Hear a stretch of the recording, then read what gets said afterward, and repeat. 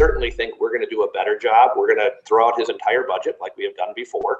We'll start from scratch. We will end up building a budget that focuses on our priorities and the ones of the state of Wisconsin, not relitigating things that have clearly proven to be successful or are incredibly divisive. No purpose in doing that inside the budget. So I'm actually pretty optimistic. I think we have a great relationship with the Senate. I think we have two caucuses who are pretty united in our belief that we're not going to raise revenues. We're going to keep spending in check. We're going to invest in things that matter, but we're certainly not going to do a liberal wish list like Governor Evers put together. I think Governor Evers' budget really balances the immediate challenge that we face.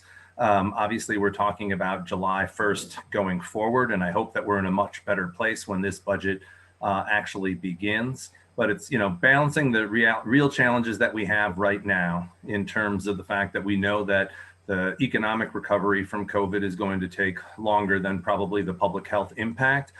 We know that some parts of the economy are doing great, but there's been a disproportionate impact on certain sectors. And I think his budget really reflects that and also continues to invest in a brighter future going forward. Number one is broadband expansion. In the last budget, we made some substantial increases in broadband expansion. I'm the former chair of the Utilities Committee, where we were working on that last session.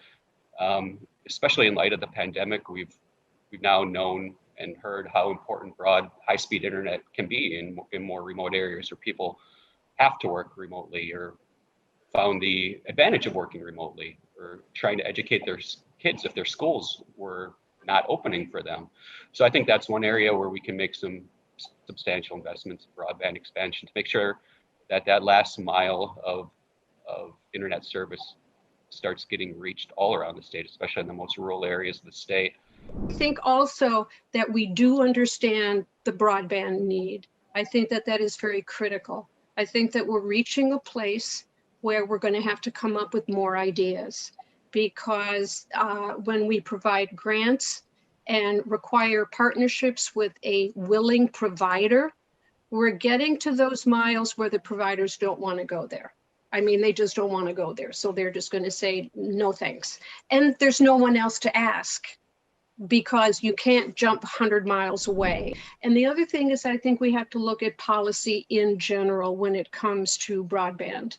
And we have limitations because providers own their own network of wires. They own it. And that's not how we do in electricity. In electricity, we have a grid.